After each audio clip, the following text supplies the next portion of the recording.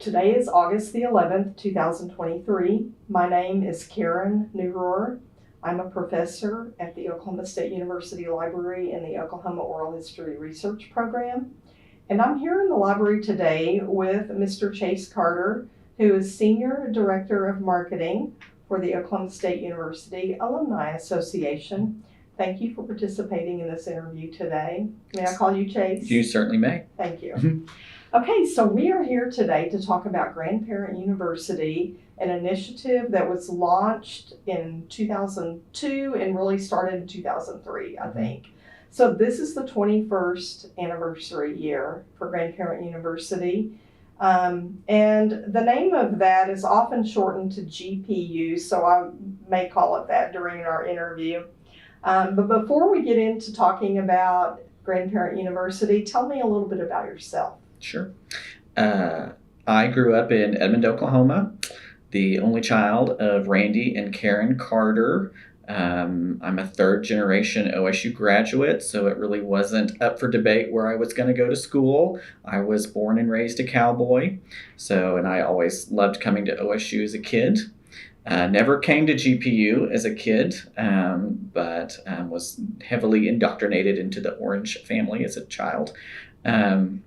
Came to Stillwater in 2004 to start working on my undergrad, which I earned in 2007 in broadcast journalism. And when I finished in 3 years, I was not ready to leave OSU. And so I decided to start working on my master's degree in mass communications. And I didn't know much about what it took to get a master's degree other than I learned that a full-time job load was 9 hours. And I thought, well, what am I going to do with the other 31 hours in my week? So I started looking for a part-time job. And I came across an internship at the OSU Alumni Association in the communications department that involved writing for State Magazine and doing some website updates and newsletter writing and pretty simple stuff. And so I interviewed for that. And Ann Scott was one of the individuals in my interview, and I got the position. And so I was an intern for 20 hours a week for my first year in graduate school at the OSU Alumni Association, writing for State Magazine and doing all sorts of communications things. And I fell in love with it. And about 2 months after I started, not even 2 months, 1 month after I started is when I worked with GPU for the first time in 2007 as a student worker. And so the other intern, who was an undergraduate student, she graduated after that year, and I asked for more hours. And so they kept me on at 35 hours a week, and I did that for another year and graduated with my master's and was lucky enough to get a position as a coordinator of communications there in 2009. And like I said, I've been there ever since, worn a variety of hats in the 14 years, I guess, that I've been there full time now. So, and have been involved obviously with GPU and all of our other programs during that time, helping with marketing and communications for them. But, obviously Homecoming and GPU are two of our biggest programs and two of my favorites to get to work with. So I've been there for 14 years. So I've been in Stillwater now for almost 20. My husband of 4 years also works on campus in the Spear School of Business as an academic advisor. So we're kind of continuing the OSU tradition in our family of our own. And what was Ann's position at that time? Ann, I believe, was the director of student programs. I believe that was her title at the time. And so she oversaw GPU, our legacy program, different initiatives for things like that.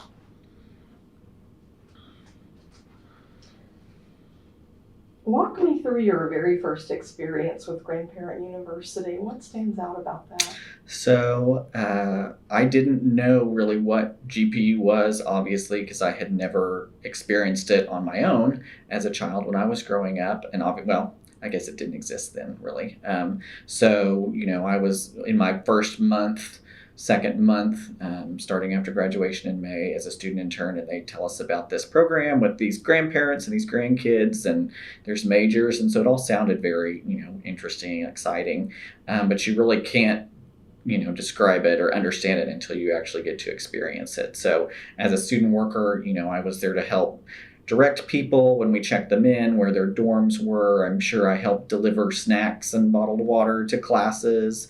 I think we attended the tailgate, the middle night of GPU, got to help, kids in the bounce house and things like that. And then at graduation, I'm sure I helped, wrangle kids there too. So, but I remember distinctly, there were two other student workers helping with us at the time, and we just had a blast. So I was getting to know them and getting to know, meeting these grandparents who obviously had long histories with OSU and loved OSU, and then getting to see them show OSU to their grandkids was really exciting. And that is something that I still love, to watch to this day, because especially for the kids that don't live in and around Stillwater, and so for some of them, this may be their first or second experience of campus ever. And for a lot of them, this may be the only time they get to come to campus, during the year. We meet a lot of grandparents who this is their only summer trip, and they're coming from one coast and the grandkids coming from another coast, and they meet in the middle in Stillwater. So that's always really, really neat to get to watch.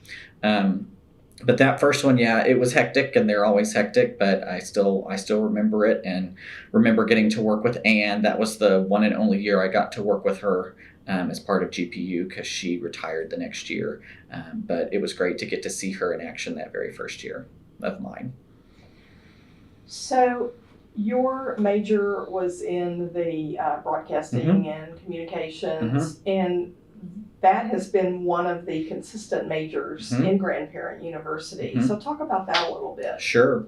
So, I think it's one of the original four that's still going today.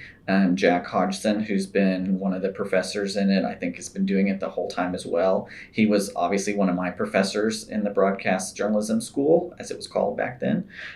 So I knew him very well. I believe my second year, when I was working at the Alumni Association, he asked if I would help with the major. So I kind of got to do double duty, because I was helping promote it as an Alumni Association employee. And then I worked with Jack to help teach the broadcast class, that was a lot of fun. At the time, they would come in, we would give them cameras, video cameras, and they would set out across campus. They would get a specific place on campus, whether it was Theta Pond or the library or Gallagher-Iba Arena. They had to go shoot B-roll of these places in the hot Oklahoma summer. So they would always come back, sweating and exhausted. And we would take them into the TV studio, because it was always a nice, cool 55 degrees in there. So they loved that right after they would shoot. And they'd get to play with the green screen and set on the news set. And then we would teach them how to edit the B-roll that they've shot. And they would get to write a script about whatever place on campus that they were doing a story about. And then at the very end of the second day, we would put them all together, and they would actually get to do a newscast. And we would bring in a former journalism graduate who was more than likely working in TV at the time. And I have a close friend who graduated with me named Tess Monty, who works for Channel 6 in Tulsa. And she's been doing it now for probably, maybe 7 or 8 years now, come back every year. And she loves to do that, loves to post the picture. They always take a group picture on the news desk. So I was involved from that side of it as well for probably 4 or 5 years, doing both the Alumni Association side and then working with Jack. But that was obviously a lot of fun for me, since that was my passion. So not only was I getting to share OSU with all these grandkids, I was actually getting to share, part of what was my actual major too. So that was a lot of fun. You said the room temperature was cold. Is that typical for newsrooms? It's fairly typical, if only for all of the equipment that's in there. Maybe more typical of the studios than the newsrooms, and especially too whenever you turn on all the lights. Those add a lot of heat, obviously, and so that's why they normally keep it pretty chilly. So it works well for us in the summer. I like to be warm, so I always hated spending a lot of time in there, because I hated being freezing. But it was always a good place to cool everybody off after they've been, shooting video out on campus. Explain the difference between the studio and the newsroom. So the newsroom, which is kind of where our GPU participants and broadcast spent some of their time, that would just be, sitting at a computer where you would be writing your script, or capturing the video, looking back through the video that you've shot. You can do that, especially today, you can do that on a laptop anywhere. Back in 2008 and 9, we had a specific room where we had all these editing bays, where the students would come in, the GPU attendees would come in and sit down and log all their videos and help write their scripts. And then we would go upstairs to the TV studio where we would actually record the little newscasts where they would all be put together. So those were kind of the differences. Okay. Were any of the grandparents intimidated by the technology? Yes, absolutely. And that was always a lot of fun to watch too. A lot of times the grandparents would just carry the equipment, but they knew that their grandchildren were going to be able to work it a lot better than they could.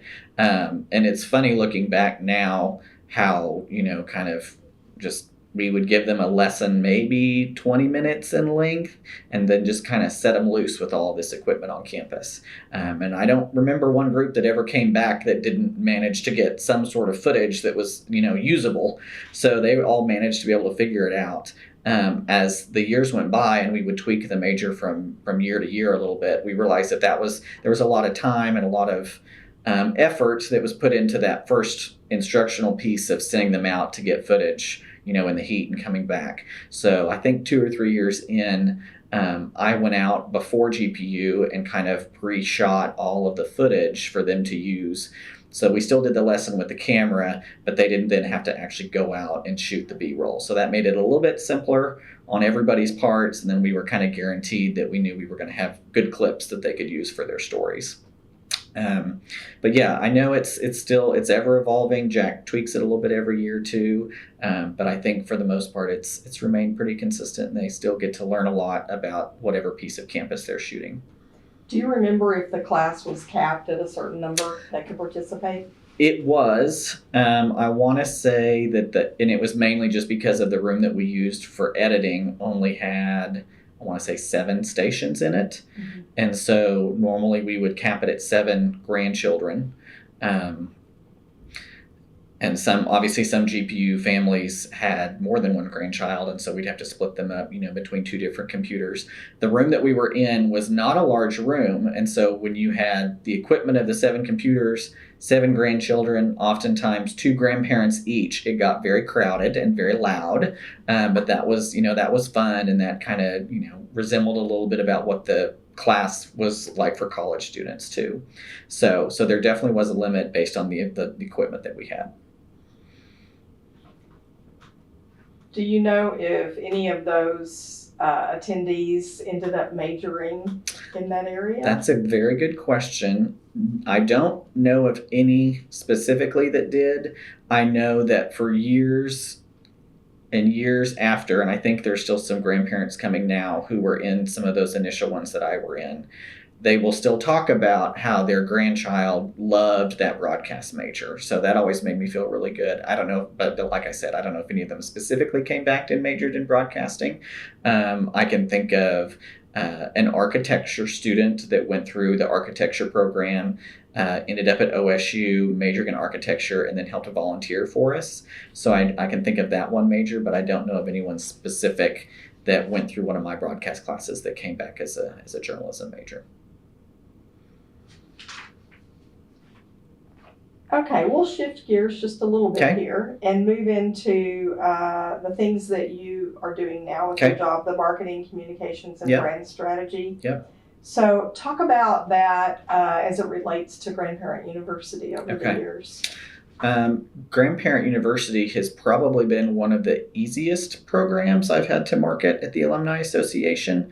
Only because it's always been popular from the very beginning, and that is shown by how our attendance has grown from that very first year. I think we had 80 people and 4 majors, I think is what Melissa found in her records. And today we've got several dozen majors, and now that we're through COVID, we're getting back up into the, close to 600 attendees. So for many years, it would just keep growing and growing and growing. And, the capacity was always based on how many classes we had and what the seats available in those classes were. And every time we would add classes, we would be able to fill them. And so it was never a program where we always, where I had to stress about making sure I had enough marketing plan to be able to promote it, because it almost always sold itself. And we have so many GPU grandparents who love it in return year after year. There was always this steady stream of groups that we knew that we could count on. So it was never really difficult to market. I always enjoyed, doing all the work with finding the great photos of grandparents and grandkids that we could use on all of our marketing materials. I know that part of what I had to help with during my time is how the registration process has transitioned over the years. I don't know if Anne or Melissa talked about this, but when I started, when it was time for everyone to basically apply, so to speak, for GPU, we had a date and a time and the phone, and we told people to start calling at that date and time, and we would give them a timestamp of when we took their phone call, and that's how we placed the majors. And it got to be very challenging. We would set up a phone tree with OSU, so they would call one number and it would roll to the next, to the next. And so the entire staff basically would be at their computers with an Excel sheet up so that they could write out the name and the time of when someone called, and then we would all compile those. And the very first years that I did it, that's how we took applicants. And it just got to be overwhelming. I think one year we blew up the OSU phone system. It failed because there were so many people calling. And of course it was frustrating for, the attendees too, because they would just have to sit there and keep redialing and getting busy signals and trying to get through. And, it was kind of like people today trying to get concert tickets. They would have, both sets of grandparents, and the parents would trying to call all at the same time. So it was very challenging. So we had to come up with different ways to try to mitigate that.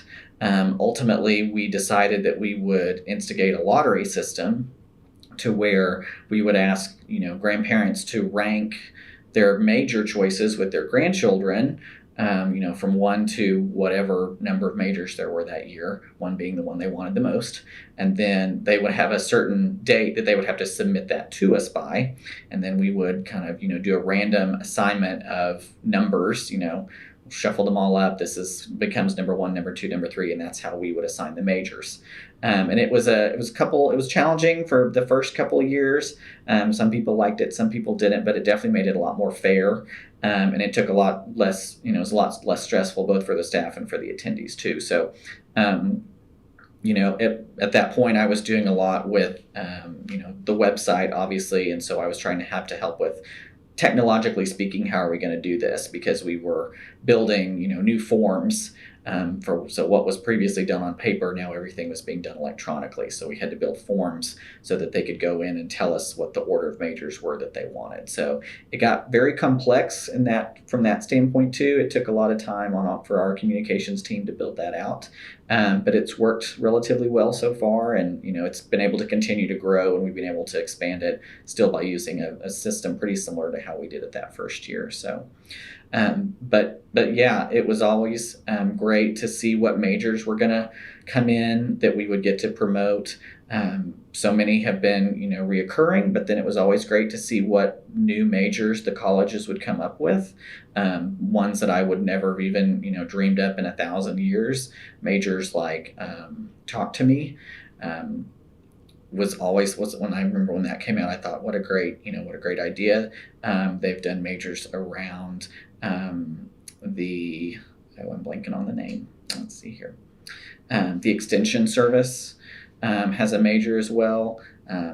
So just things that I wouldn't necessarily think about associating with an academic major, we've been able to create GPU majors around. So that was always exciting to see how those were going to come together and which ones were new and how we were going to promote them. So really, like I said, it's one of the easiest programs I've been able to promote just because it's been so wildly popular and successful.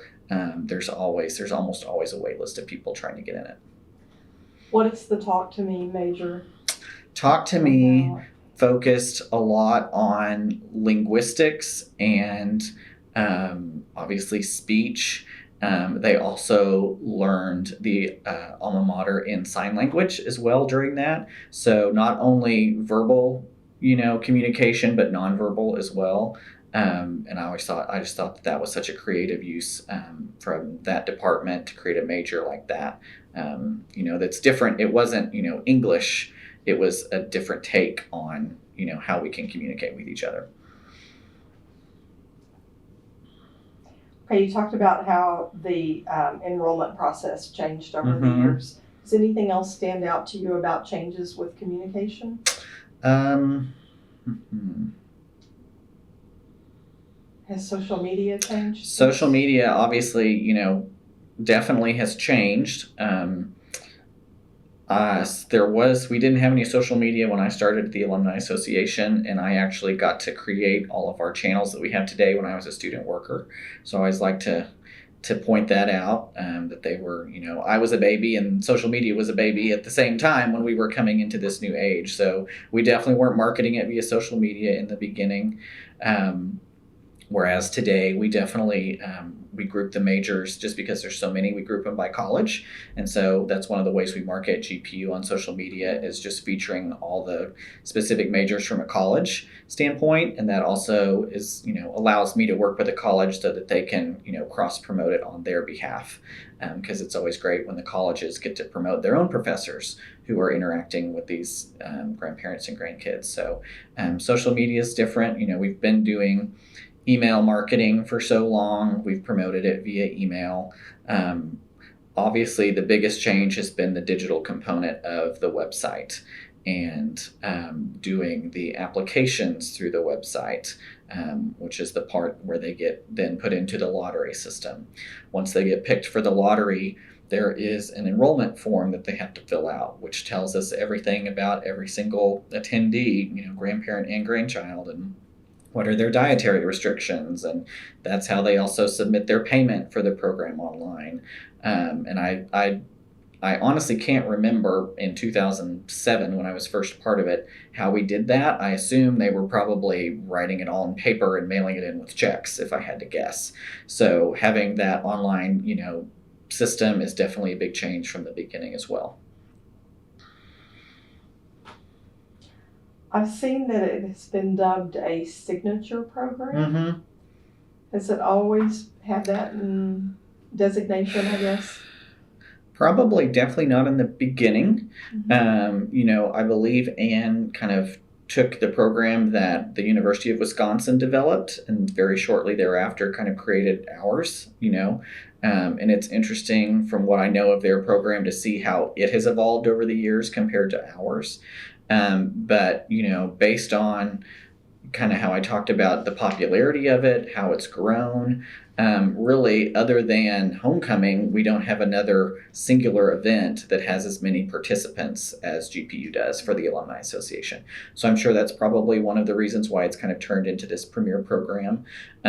We have submitted it for a CASE award and won a gold CASE award for it, which is the Council of Advancement and Supportive Education.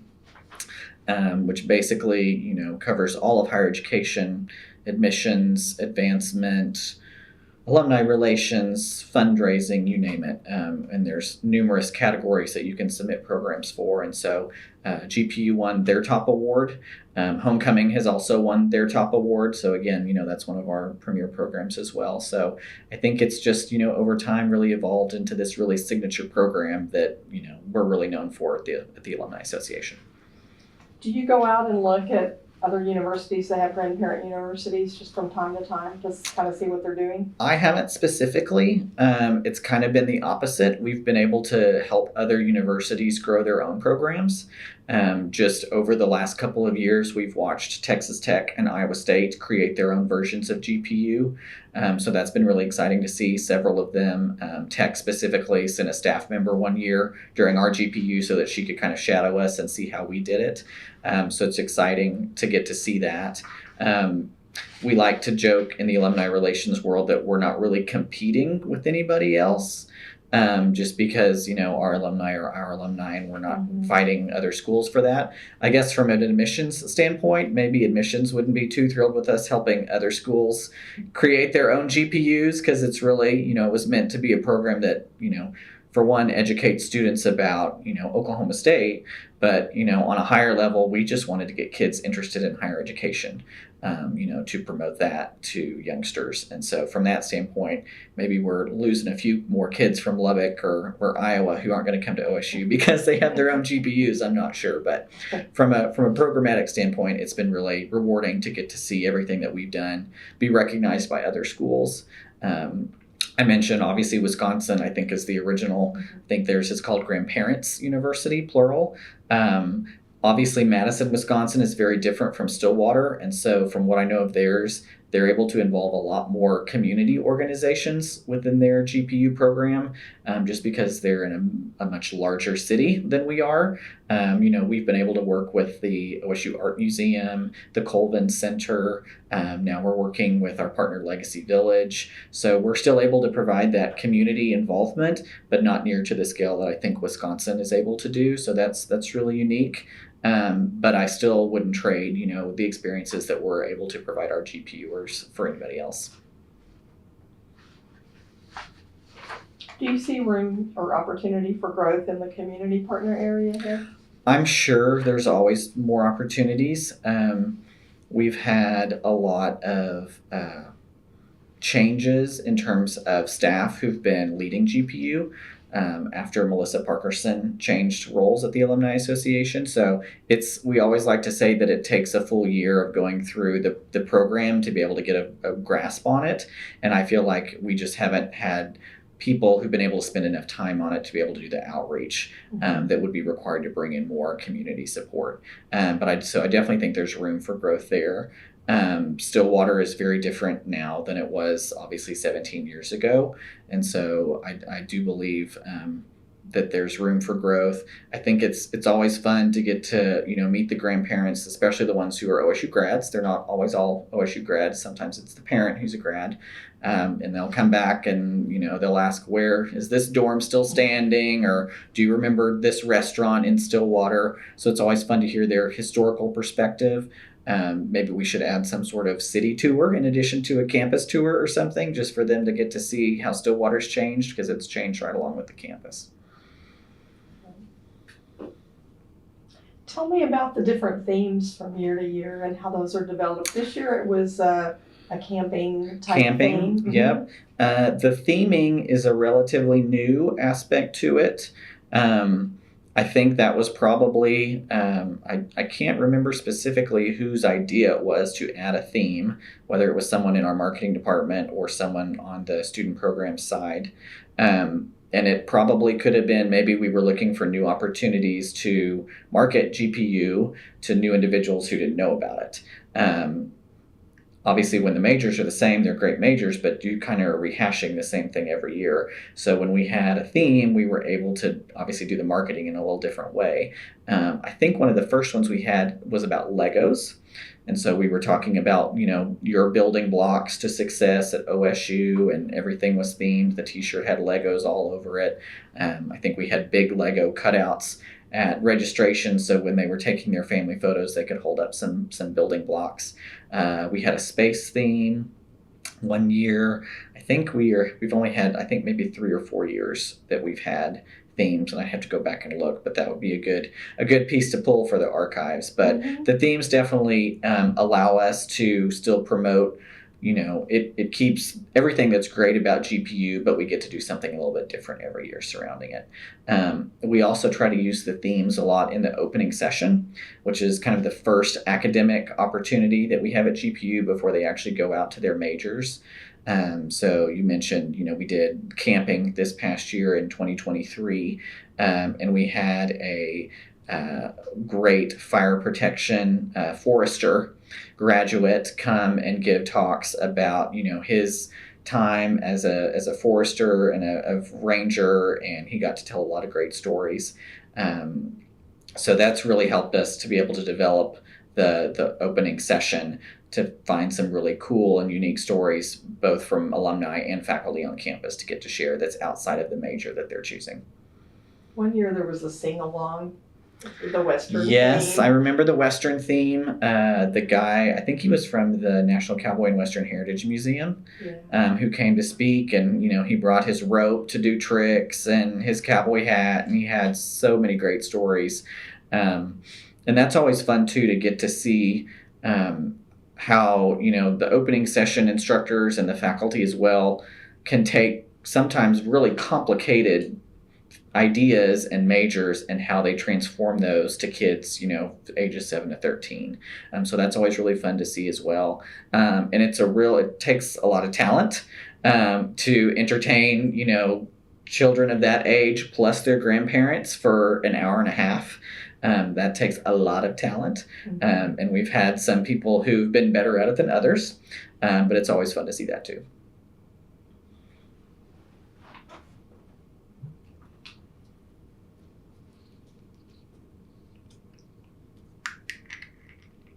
When you think about expenses for Grandparent University, what can you tell me about that?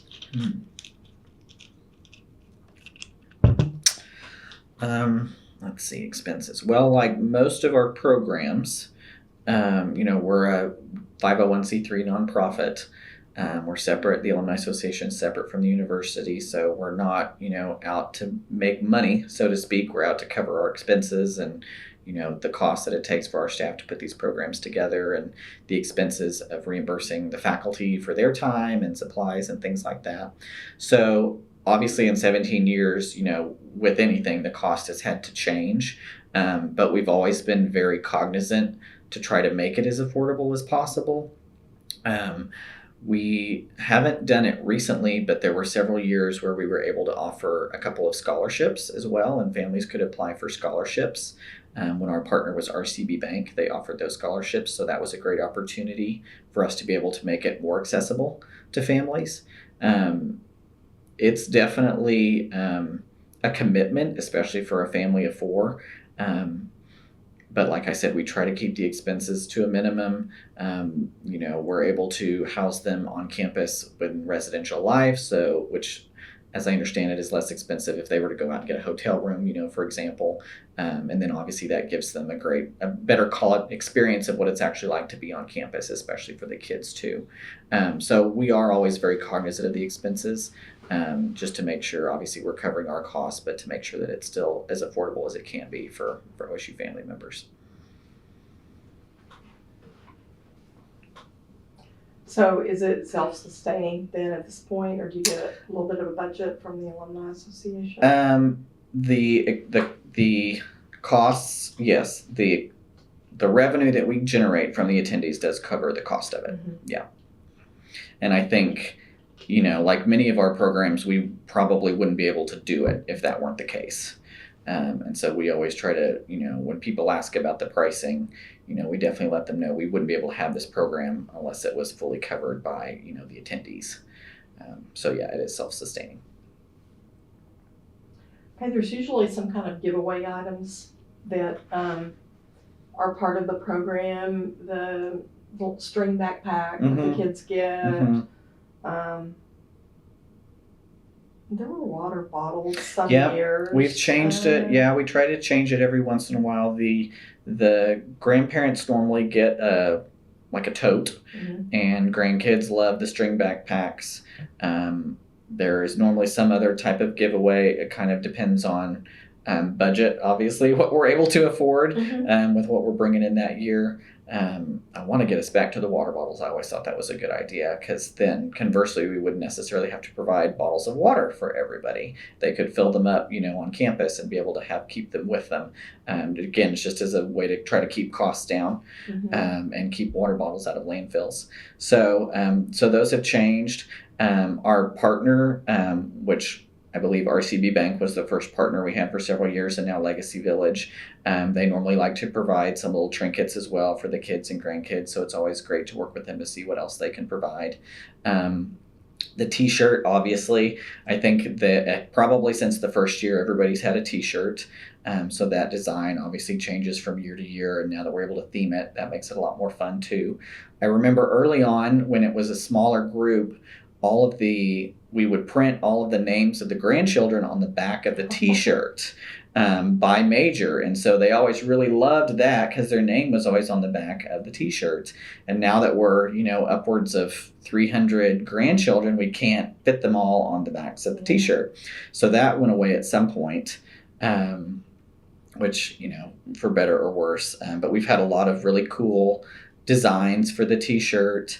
Melissa Parkerson's husband, Reagan, is a graphic designer at Chris's University Spirit. And so he's provided his talents a number of times over the years with the GPU t-shirt design. And some of them also, again, early on when we were maybe around the 10 to 12 major mark, some of the designs would feature some little piece of each major in it. So there would be an airplane or a video camera or, a little building set for architecture. And now that we have so many majors, we're not able to do that anymore. So, but the t-shirt has always been really fun to see what we come up with over the years and getting to look back and see them all. Are there any ideas for next year yet? We have not started thinking about next year. Somebody asked me that the other day, what's the theme going to be? And I said, we're not sure. We normally try to survive homecoming before we start thinking about the next GPU. So ask me in a couple of months.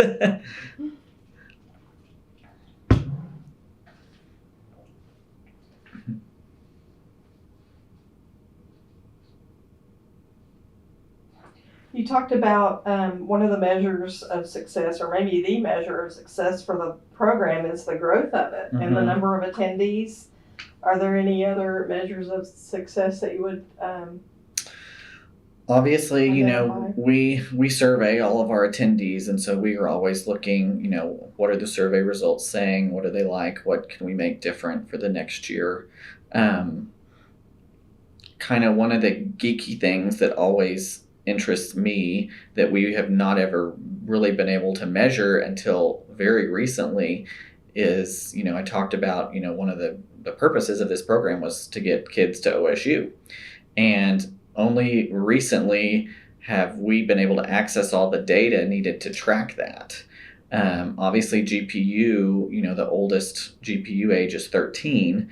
And so while we're still able to track them in our legacy program up until they graduate high school, we weren't necessarily asking, outgoing legacy kids, what are your next plans? Are you coming to OSU? Are you going somewhere else? What are you doing? So, like I said, up until very recently, we weren't able to track to actually see, yes, little Johnny came to GPU at the age of 7, and now he's actually enrolling as a freshman all the way through. Yep, he graduated, and now he's, an alumnus. But we have that data now, which is very exciting. So we have the data. We haven't been able to dive into the data yet, but I'm very interested to be able to go back and look to see how many children are going through the program, and then they are enrolling at OSU, and then they are becoming graduates. Like I said, hopefully in the near future, we'll be able to look at all that. But obviously, I think that's going to be one of the keys to our successes. As the grandparents continue to come back, and their kids, they have grandchildren that age out, and then they keep coming with younger grandkids. And normally, obviously, they're very excited to tell us, like, oh, yes, little John, who came 4 years ago and he's now 17, he's coming to OSU. He enrolled, this past summer. So it's always exciting to get to hear their little stories. But we've never been able to definitively show how many kids are actually coming through the program and enrolling at OSU.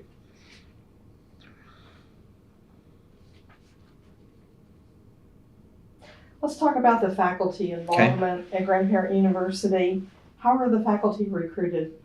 So whoever's normally in charge of GPU does outreach, I believe, in the early spring. Obviously, the current or the most recent faculty are re-engaged to see if they want to do their program again. But I believe it's kind of a joint venture between the GPU coordinator and the Alumni Association president. We're reaching out to deans, assistant and associate deans of academics, the academic areas to basically promote, hey, here's a great opportunity for your faculty to showcase their programs to a younger audience and to hopefully get some more students interested in those programs. I can remember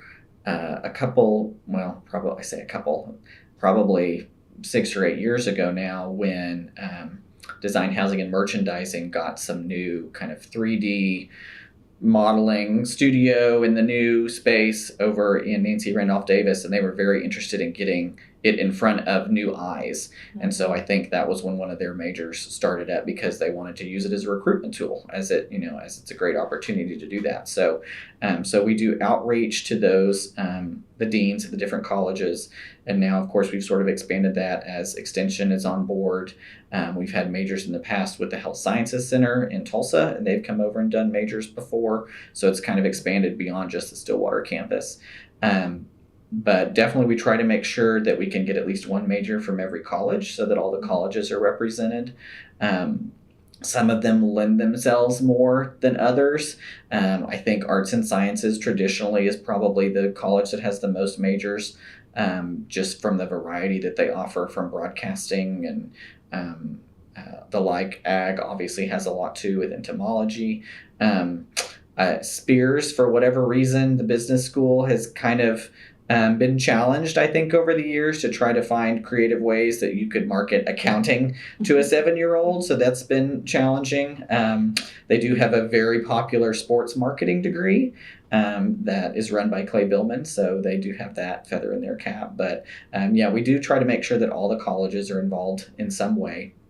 And just really make sure that, we're engaging all the faculty to make sure that they, know about the program, and, B, if they can offer something that's great. It's challenging for them too. A lot of them are doing their research during the summer. They're traveling to conferences. And so, a lot of times we have faculty members tell us, I would love to participate.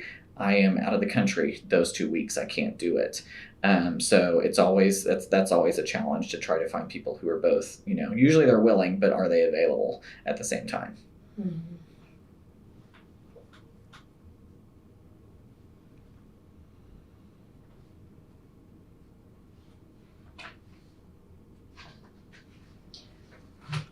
You talked about reaching out to deans, associate deans, assistant deans. And I'm just curious about, is that through email messages? What is the effective way to reach out to these busy administrators? Yeah, that's a good question. I haven't been personally involved in the outreach. I believe it's a little bit of both.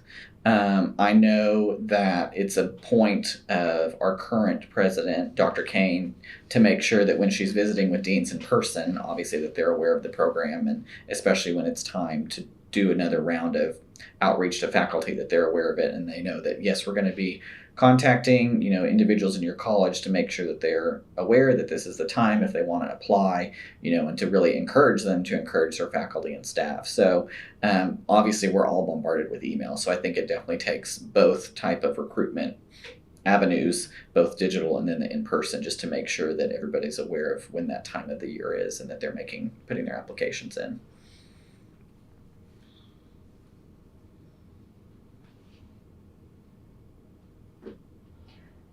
Okay, let's talk a little about the special activities that are offered. Okay.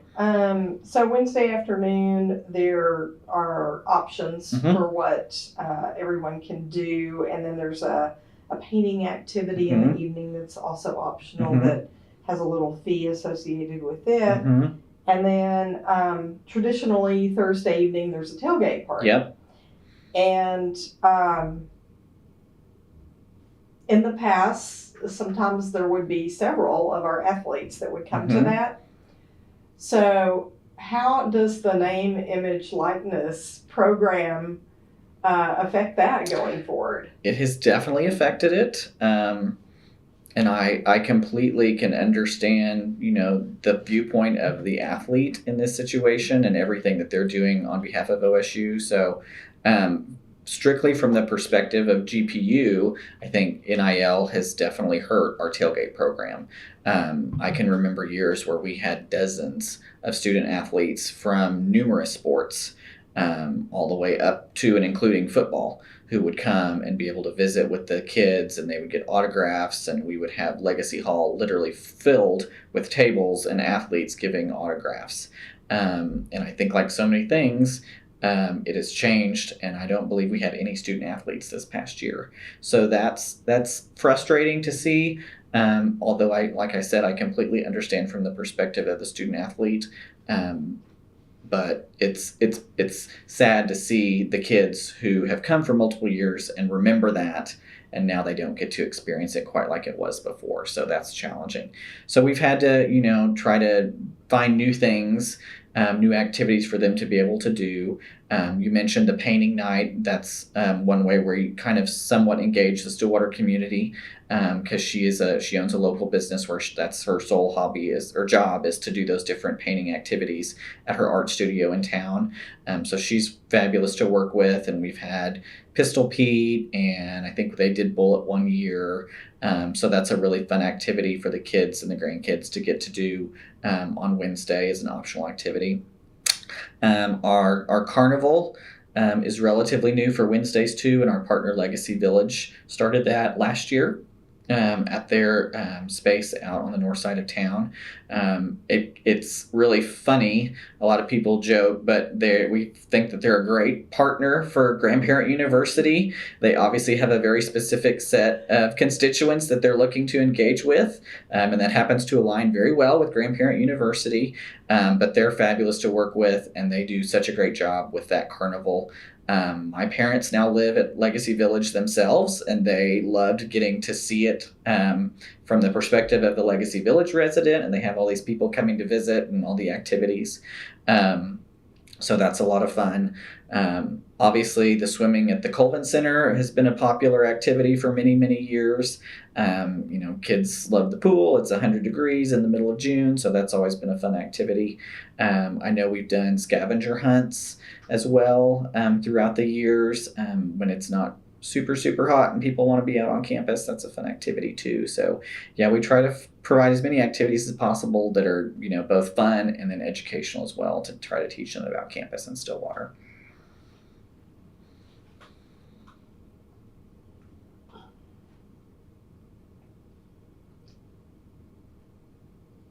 Okay, a few things that have changed a bit over the years. I think one is the ages of the kids. Been a little bit of a change in that. Yep. Do you have anything to share about that? I want to say it was either 6 to 13 or 6 to 14 maybe at one point. And I remember the years that it was, it was a wider range, that the abilities of the kids were so varied between a 6 and a 14-year-old. And the 14-year-olds had hormones raging, and they were about to the age where they wanted nothing to do with parents or grandparents. And so, oftentimes they would always be doing their own thing at the tailgate, not really engaging, with their families. So that was kind of challenging, and that was, I think, kind of a light bulb, like, hey, maybe 14's a bit too old for this program. And then, of course, on the opposite end, we have always, to the best of my recollection, had majors that had specific age requirements, and it was normally they were tended to be an older age, because there were just some majors that a 6-year-old could not comprehend and understand. And so I think that too led us to say maybe 6 is a little bit too young. Let's push it to 7. So I think that's, like I said, a couple years ago, we landed on the 7 to 13. And there's still some majors that are maybe all ages can participate and have a good time. I think there's still several that may be like a 10 to 13 age range, just because it's a little more advanced. And so we want to make sure that, the grandchildren and the grandparents aren't frustrated because they're in a major that the grandkid isn't able to comprehend. So I think the age, I think it's a good thing that we've kind of limited it a little bit, and then obviously that those majors, some of them have specific age requirements. Okay, and then the capacity of the program, it moved from 1 session to 2 sessions. Or is it maxed out, do you feel like, at this point for the 2 sessions? We had discussions pre-COVID when we were up into the 700s, and each session was about 300 to 350 people, just about the logistics of, is this too big? When I started at the Alumni Association and we were doing GPU, it was all hands on deck for the staff, because the staff were the ones serving as the major hosts as well. So student programs kind of ran the event, and then the rest of us would kind of take 2 days off of our job because we would go be a major host at one of the majors. And as it continued to grow, we ran out of staff. So now we kindly ask for volunteers to do all of those major roles, those major host roles, which has helped us a lot. And then, a lot of the staff then are tasked with delivering all the snacks and the bottled water and helping with the registration and the check-in and helping with the tailgate. So we definitely recognized, as it kept growing, it took more hands to operate. But when it got up into that 350 range, we had numerous discussions of, what do we do? Do we keep growing the sessions? Do we add a third session? If we do that, is it a third week right afterward? Do we give some time in between? Because it is a very taxing event for our staff. Especially with 2 that are back to back. So it's very similar to the homecoming, event. Afterwards, we are all very tired, and many of us take vacations right afterwards too. So I think there would have to be a really big change in order for us to be able to go to a third session or be able to grow the ones that we have. Just because from an event space standpoint, even the Alumni Center Click Hall maxes out at about 350. So we would have to find more space to be able to accommodate groups that big. And then when you are that big, are they getting the same experience that the smaller groups had? Where, it just feels like a more close-knit group. They're able to meet more of their classmates. It doesn't seem like this full-fledged conference, if you will. So I think there's benefit to keeping it the size that it is. And I think, there's always benefit to making it where it's I can't think of the word. What am I trying to say? I made it this far without having to pause. It's a sought-after program. So, knowing that there are only so many seats and that it can't keep growing forever, and that there is, you want to make sure to get that application in and rank all of those majors, because there's a chance you might not get. I think if we were to continue to keep expanding it, it wouldn't have that same special feel that it does, just because it fills up basically every year. Do you know what percentage of people actually bring their grandkids during that whole age span? If they're eligible to come? Is there a lot? I don't know if there's a lot that would come all, what would that be, 7 years? 7, 8, 9, 10, 11, 12, 13, 7 years. I know there are families that have done that. I think you might be interviewing one of them, hopefully. But I feel like every year when whoever was in charge of the program asks at the opening session, raise your hand if this is your first time, raise your hand if this is your second year. I feel like it's normally, and I'm saying this completely anecdotally, probably about half every year seem to be brand new. And then it's kind of like a reverse bell curve. There's a lot of newbies, and then it kind of drops down for 3, 4, 5, and then they'll go back up when it's the longer years, because there's obviously those families who have grandkids ranging probably 10 or 15 years difference between the oldest and the youngest, and so they're able to come for many, many, many years. So yeah, I feel like there's quite a bit every year that are new, which is great. And, for some families, they do it for a couple of years, and, then we're always in competition with other summer camps that kids want to do throughout the year, throughout the summer, and we understand that. So, but it's always great to see when those families can come for many years.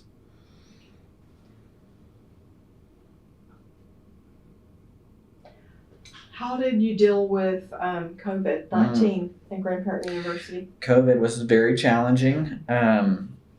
You're going to test my COVID memory too. We pivoted to a completely digital GPU. We worked with a few of our existing majors to try to do something online that we could record. We didn't take any fees that year because we knew everybody was challenged in the moment. And so there were just a handful of majors that we were able to showcase That was the first year that Legacy Village was our partner, so that was challenging too. We had this brand new partner ready to meet and greet people, and we had to pivot at the last minute. We, like everybody else, we kept thinking, well, we'll go 2 more weeks and maybe we'll be able to open it back up. And then we went a month, and then we went 2 months, and we just were never able to do it. So, it worked out. I think we still, since we didn't have a charge for it, we were probably able to engage a lot more people than we normally would be able to. So that was, we were able to pivot and make it work. Now I can't even remember, sadly, if we did it 2 years in a row. I think we had a hybrid this in 2021. I think we did a hybrid. We had both sort of offerings. That year we allowed attendees to stay in their own hotels from a safety standpoint. And we cut back on some of the activities so that we didn't have everybody all grouped together in the same rooms. And obviously a lot of the majors were limited in capacities because we were still doing social distancing at that point. So that was a challenge, but we made it through that. And then I guess 2022, we were back to full strength. And then again, 2023 as well. So I think we're on the rebound. We have not caught up to the number that we were at pre-COVID, but it has continued to grow since we've opened it back up. Are there any other challenges that come to your mind? For COVID specifically, or just in general? GPU. I know that for many years we were able to use OSU transportation for our buses. The kids always loved that, obviously, because they were great big OSU buses. And there have been challenges on their side, I believe, just being able to find drivers during the summer. And so these past 2 years, we've had to rent motor coaches to do the transportation on campus. So that's been a challenge that we've had to face. Obviously, summer is the best time to do renovations and construction on campus since school is technically out. And so invariably there will be buildings that are under construction. Just this year, there was construction in the parking lot surrounding one of the dorms. And so we, create all of these big signs to put out for the facilities management to put out to direct people. And I would show up on, the first day of GPU to make sure the signs were in place. And lo and behold, they're pointing to construction barriers. So then we immediately have to pivot and say, well, let's move volunteers over here so that they can direct people from a different area to this dorm. So that's always challenging. We have changed dorms a lot, I feel like, over the years. As GPU has grown, we used to use Patch and Jones a lot on the west side of campus. And it must have been a year that there was some sort of renovation. And then we switched to Bennett one year. There were challenges with Bennett because it seemed even further away. And the room layouts were not the same. They didn't have the same communal spaces that Patch and Jones did. And so we got some negative feedback from that. So we went back the next year. Now we're using, Stinchcomb, Zink, Allen, Stinchcomb, and Booker on the north side of campus. And we've used them for quite a number of years. And those seem to work out pretty well. The dining facilities have obviously changed over the years, and that has been challenging at times. We're really lucky now that we're able to use the North Dining Hall, which is right next to those dorms, and so they always love to use that opportunity. My favorite dining place on campus when I was a student was the service station, which was in Scott Parker Wentz. And I remember that at one point was where they would dine. And so I always thought that was really cool because the kids got to experience, my favorite dining hall. So the dining has always been, challenging. That's been a challenge over the years to make sure that they were able to get in and get out in the lot of time that we had, especially during the summer when there's been a lot of limitations on, the number of staff that are available on campus. So I can think of those as being some of probably the most challenging things. Do you have any funny stories to share? I'm sure I do. It's what I can remember of them. Let's see here. Funny stories. Luckily, there haven't been too many instances of like a grandkid getting lost. I can remember a few times, normally it'd be at the tailgate, where someone would come up and we can't find little Johnny, and we'd have to put out a call over the PA. Can anybody seen this? Or we've lost a backpack or things like that. Funny stories. I think for me, being an only child and the youngest in my family on both sides, I wasn't around a lot of kids growing up. And so while I can't pinpoint one specifically, it's always fun for me to get to listen to the kids, and because they always have funny things to say and funny ways that they're interpreting the classes and the activities, and getting to see Pistol Pete and get his autograph on their shirts. That's always fun to see. It's funny sometimes too to see the grandparents who are having a good time, but at the same time they're also just as exhausted as you are. And so, especially the ones who will come to 2 sessions in a row, and they'll bring one grandkid the first week, and then they'll come back with a different grandkid, and they're just as tired as you are, but they're putting on a brave face, and they're sitting for most of the tailgate and visiting, and while the grandkids go run amok outside. So we totally, I can definitely understand that. So no one story specifically stands out to me, but it's always entertaining to watch the GPUers. Excuse me. The Alumni Association has experienced several changes in presidents over the past 20 years. And clearly GPU takes a considerable amount of time and effort. Has there ever been any discussion with any of the newer presidents about possibly sunsetting or significantly revamping the program? Not that I have heard, never to my knowledge. And I don't know if that's a testament to the staff who've done the educating on the new president whenever they've come in. I can't think of any of the presidents that I've had the privilege to serve under who witnessed GPU and not thought, oh my gosh, this is an amazing engagement opportunity for us with alumni, for the foundation with potential donors, for athletics with potential ticket holders, for admissions from a recruitment standpoint, for faculty from a showcasing of their program standpoint, up and down the line. I can't think of anybody who would look at it and say, this is something that we should just continue for as long as we can. Yes, there are always things that we can change and improve upon, but I can't think of any of those presidents who've come in and been like, oh, this needs some big revamping. None of them have said that. And now that we have Dr. Kane, who's a grandmother herself, it's really exciting for us to get to see her interaction with GPU. I know she loves the concept behind it and the ideas, and hopefully she'll get to experience it as a grandmother actually one day. So, but yeah, it's a very, very loved program. And, I believe would have been Dr. Gill would have been the president when Ann first started it back in 2002. I know I started as a student worker the Monday after his retirement party, so I was not able to serve with him, but I've served numerous presidents since then, and they've all, really enjoyed, I think, our GPU program.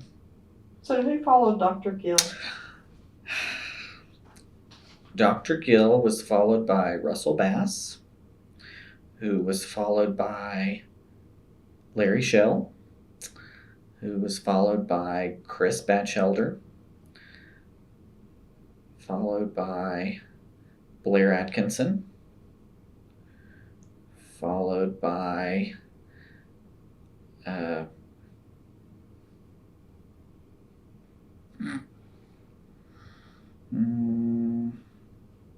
Rob McInturf, and now Dr. Kane. That's a lot of people. That's a lot of people. Yep. Okay. Yeah. That's great that you could remember everybody. I struggled for a minute there, but yeah, that, and I've worked with everyone from Chris Batchelder to present. Okay. Actually, no, sorry. I was a student when Russell Bass was there, and then was full-time starting with Larry Shell. Larry Shaw. Yeah. Is there anything that I haven't asked that you would like to share?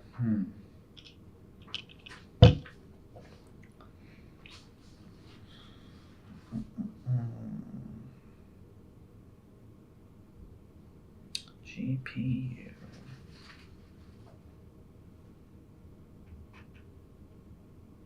Anything else related to GPU?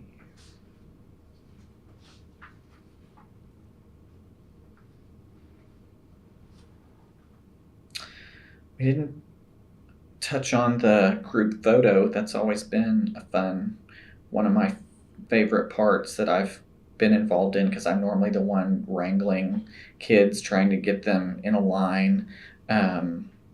George Bullard with Genesee Photo has taken probably almost all of the GPU class photos dating back to the beginning. We almost always have done them on library lawn with the library in the background. And they've obviously grown over the years. I remember one year when we were doing a heavy push to get some new marketing photos and video of GPU to use for the next year. We brought in a drone, and the kids really loved that. So they all had they were lined up for their picture, and then the drone was flying overhead. You talked about challenges earlier, and I mentioned campus construction. There was at least one year, if not two, when the library tower was wrapped in black cloth and scaffolding while it was being painted and overhauled, very much needed. And so I remember those years we had to pivot and do it. I think we did it in front of the student union because we didn't want the black tower in the background. So that was, a challenge that we had to come up with something different to do. There were obviously the years of COVID where we couldn't get class photos, so that was kind of sad.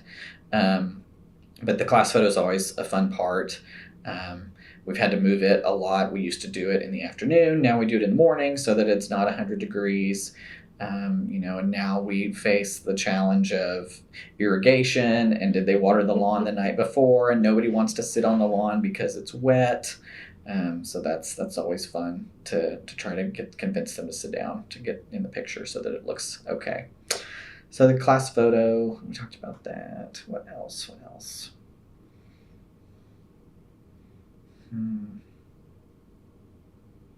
I talked about how, a long time ago, the staff are the ones who were the major hosts. I always enjoyed that because we would normally get to do a different major every year. So I remember I did sports marketing, I did architecture, and that was something that I almost went into as a student. So I really loved doing the architecture major. That was a lot of fun. Obviously helped with broadcasting for many years. There was a health class I remember where they learned to wrap ankles in the Colvin Center that I was that host for 1 year. So that was always a lot of fun to get to see really up close what the parents or what the grandparents and grandkids were experiencing, because now, we're still supporting the programming, but we're not really going to the courses. So we're only hearing secondhand from the kids and the grandparents about what they actually learned. So that was fun to experience. It's always fun to see the classes where they actually make something that they get to take home. And a lot of times they will bring those things to graduation. I know there's a horticulture major now where they get to make little planters. Architecture, they would build a city that I think they called Pittsburgh.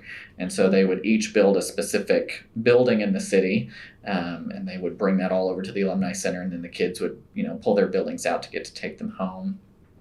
Broadcasting, they got a copy of their story and the newscast that we got to produce, so that was always really exciting for them to see, because we would show it on a loop and a TV in the Alumni Center at graduation, so kids other participants could see what they did. So that was always really cool when there were take-home pieces they would get to see and take with them. And again, I hear stories from grandparents that say, we still have that DVD, or we still have that piece of art that they made 10 years ago. So that's always really neat to see how it's continued after GPU. So I can't think of anything else specifically. My mother-in-law and nephew are now coming to GPU. This was their second year, so it's really exciting for me to see it from a personal standpoint and get to watch them go through the program. That was a lot of fun, especially since they came back for a second year. So hopefully he'll become one of those long-standing attendees. And then I have a 2-year-old nephew, so hopefully I'll still be here and around whenever he's old enough for her to bring him. So that's a lot of fun for me to see. And definitely not something that I would have expected to experience when I started it 17 years ago. So, but no, like I said, it's one of our signature programs. It's one of my favorite programs. It is challenging. It is a lot of work for all of us to put together, but it's extremely rewarding to get to see, how the kids interact with campus and with each other, and how the grandparents are always so appreciative of everything that goes into it, and getting to see them share, the OSU tradition with their grandkids is just really special. Mm-hmm. So, is guidance given to faculty on? Yes. So we definitely kind of coach them mainly on the aspect of, remember, these are 7 to 13-year-olds with very short attention spans, limited ability in possibly math and science, depending on what grade level they're at. And so, we're talking, we have courses in chemistry and molecular biology that you really have to think about, how do I shape that into A, something that's understandable to kids, and B, something that I can only fit into 6 hours. Mm-hmm. We talk a lot to the grandparents when they're selecting majors, that they say, well, my grandkid looked at the list and they only want to do these 3, and we're like, well, you're probably not going to get in if you're only going to pick 3 options. Really rank them all, literally everyone you're willing to attend. And remember, you're here for 2.5 days. You're only in the class for 6 hours. So just like, a college student, the in-class part is only a part of the experience. There's so much more to it. The tailgate, the enrollment, the graduation, the extracurricular activities. So we try to impart upon them that it's so much more than just the classroom time. Very important. I understand if your kid doesn't like chemistry, but just consider it. And we have a lot of people who, if they end up with something outside of their top 3 majors, for example, they'll come back and say, I never would have picked that on my own, but we absolutely loved it and we would definitely do it again. So that's always really positive to hear too. But yes, we definitely instruct the instructors to make sure that this is something that kids at this age can understand to some extent, or can be helped by their grandparents, and that the grandparents too are also going to find some value in it. Well, I've learned a lot today. Good. Especially about the marketing and communication and the branding, and then just from all of your involvement for so many years with this wonderful program. And so I thank you very much for participating in the interview. I really enjoyed it.